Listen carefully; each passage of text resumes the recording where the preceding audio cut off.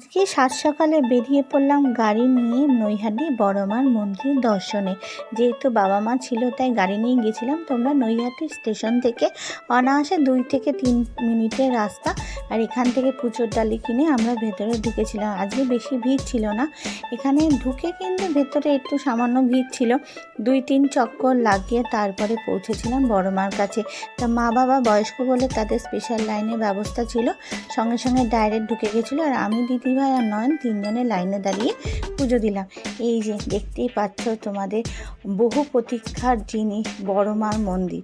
তো তোমরা কারা কারা বড় মার মন্দিরে গেছো, মাকে দর্শন করেছো, অবশ্যই কিন্তু কমেন্টসে জানাবে। আমার কিন্তু দারুণ লাগলো।